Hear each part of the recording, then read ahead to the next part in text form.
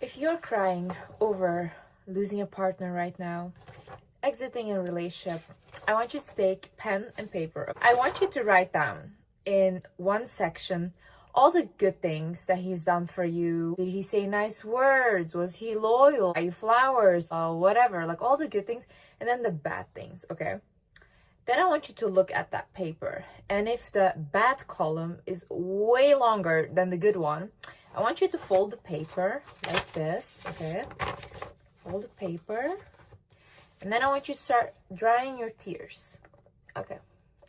Then I want you to go to the bathroom, and I want you to take a deep look in the mirror, and I want you to ask yourself, why am I crying over losing a problem?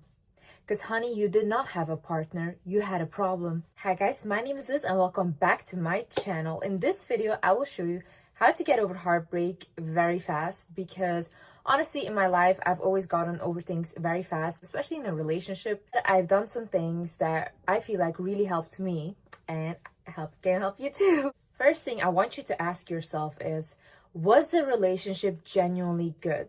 We have this psychological phenomenon, it's called rosy retrospection. So what our brain basically does in any situation that involves loss, like loss of a friendship, loss of a job, loss of a partner, what your brain is going to do is remember the more positive memories, because it's like a coping mechanism for the brain to just make you feel better.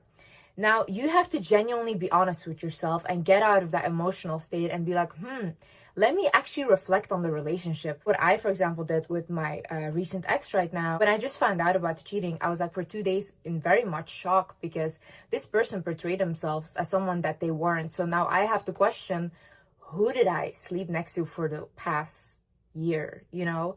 Like, who is this person actually? So then when I started really reflecting on the relationship, I was like, it wasn't that good.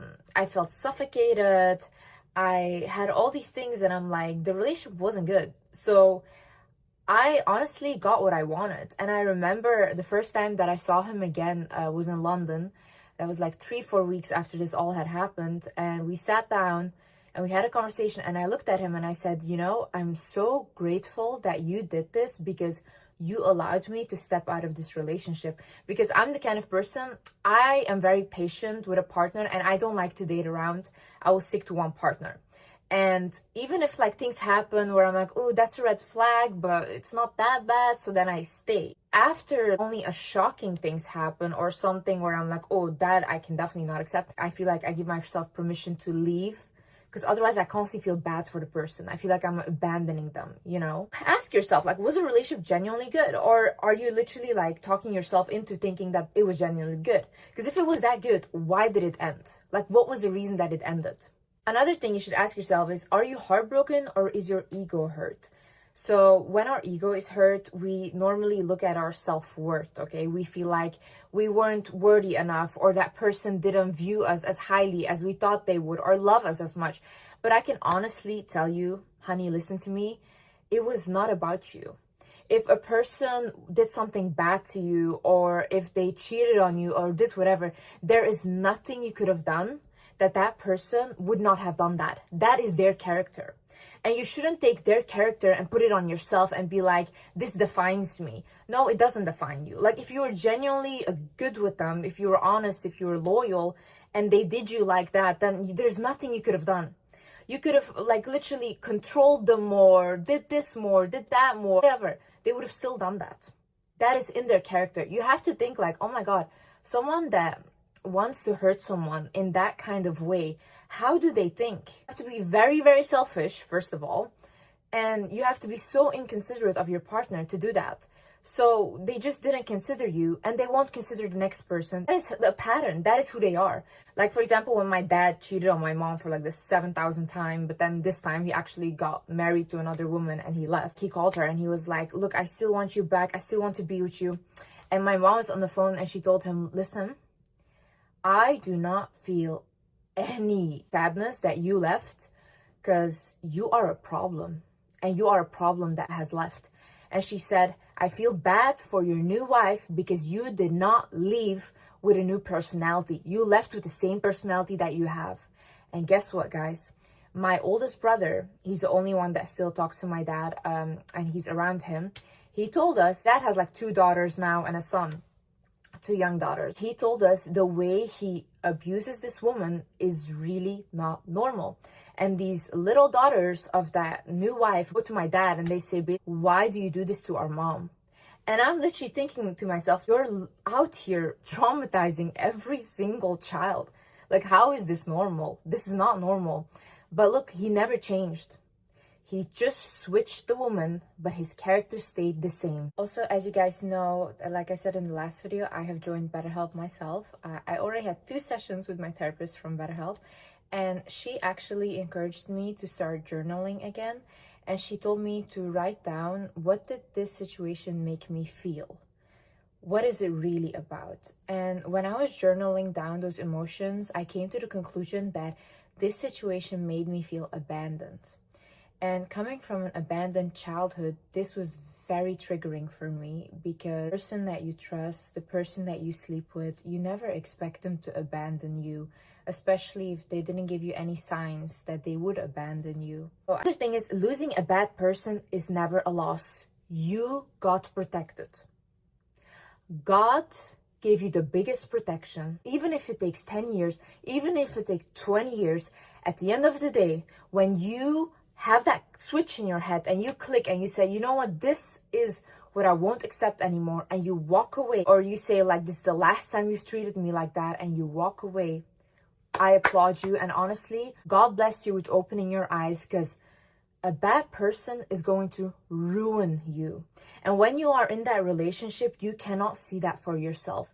You cannot see the future ahead, because you're kind of confused in an emotional, abusive situation as well. You don't know what's really going on, and you start to kind of become like a zombie. But I promise you, once you're out of that, and once you look back, clear eyes, you're like, what the fuck was I in? What was I doing? You see, when you're around people that just energetically constantly want to take from you, you start to lose yourself. And you will see these people, they become more successful, they have this, they have that, but you start to lose your purpose. You don't feel like yourself anymore. You don't even look like yourself anymore. And then you think like, what is going on? But then you step out of that relationship, all of a sudden your glow is back, your skin is healing, you look way better, you feel better, you have motivation.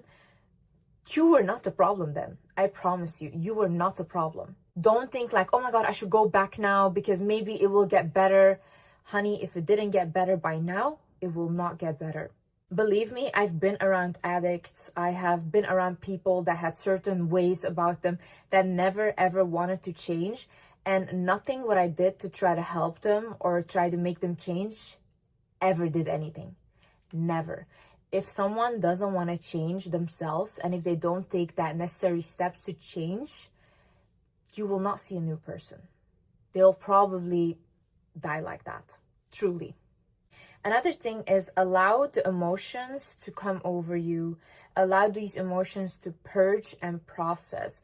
Reflect on the situation and ask yourself, okay, why do I feel like this right now? You feel immense sadness because, yeah, it's normal. You just lost a person that you were with every day, probably. You were texting them every day. Like, that is hard loss. It's almost like someone died. Someone cheated on you. It's like figuring out that that person never existed. So now you're questioning your own reality because they did something. It's really sad. So what I would suggest then is talk to a friend, talk to a therapist, and talk it over and over and over again. God bless my sister Sabina. I've talked to her about the same situation 10,000 times. Like, I was over and over again talking to her about it because I could not understand the shock. I did not see this coming. But that really helped me to get this out of my system and then come to a point where I was like, okay, I get it now. What I do next is, do I allow this or do I not allow this in my life? Also, for the ones thinking like, you know, maybe if you ask the person that hurt you why they did it, that will make you feel better. Well, honestly, I did that. So I've talked to my ex so many times. We've had so many conversations, and over and over again, I said, why? What was the reason? Every time he gives me a reason, but that did not make me less angry. That did not help. That did not make me want to get back with him or love him. No. From the minute I found this out, the love was gone. Gone. Anything further than this is pure because the child, you see someone for who they are and the mask has dropped, you cannot unsee that. Now it's time to focus on yourself. I love going through a breakup personally because I always have the biggest glow up afterwards.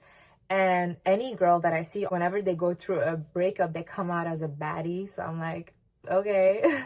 So just focus on yourself right now. Like if you want to go to the gym and do whatever you want to do that. If you want to do more self-care or work on yourself or whatever, do that. If you just want to focus on regulating your nervous system, finding new ways to relax, whatever makes you feel good, do that. And don't feel bad for spending money on that or investing in yourself. No, honey. This is the time that you should be extra nice to yourself. And this is also the time that you should surround yourself with people that truly love you. Love shouldn't only come from a partner. We shouldn't only talk about romantic love, because honestly, romantic love is not the biggest thing in the world. A lot of this romantic love that people talk about is like in the beginning, it's so much fun, and then it kind of settles down into you love that person as a family member or even as friends. That's how you like go on and you stay with them. But for example, if you have love from your animals, if you have love from your friends, you have love from your siblings, really be around these people and talk to them.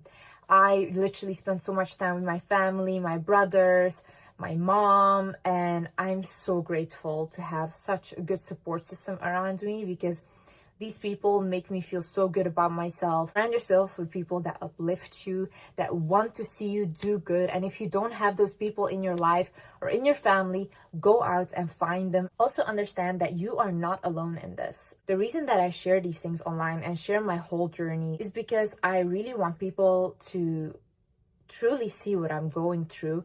And I know that a lot of things I maybe should keep for myself. Like my mom tells me, Liz, why did you say this? Liz, why did you say this? Like, don't say these things. But then I remember, like, what if someone genuinely thinks like me? Or what if someone is exactly in a situation like me? That can help them. Me talking about it can help them and can make them feel related and less lonely. So if I can make one person feel less lonely, even though I'm literally embarrassing myself a little bit, then it's my whole purpose. That's why I do this. So I think that's beautiful. If someone can look at my situation and learn from it and not repeat the same mistakes that I make, then that's also very beautiful. I think it's very, very vulnerable to come online and share all these things for millions of people. And then obviously you allow yourself to be judged, which I'm fine with that. Everyone is allowed to have their opinion. They don't need to agree with me because I don't agree with some things that I've done myself. So that's normal and that's human. There's so many more people that are maybe afraid to speak up about these things. But I think realizing that your situation is not unique and other people have gone through that and they have gone through that whole process will make you feel a lot better. Also, they've gone through it and they've came out of it really good, okay? So don't worry. Start adapting the mindset that everything happens in the most divine way.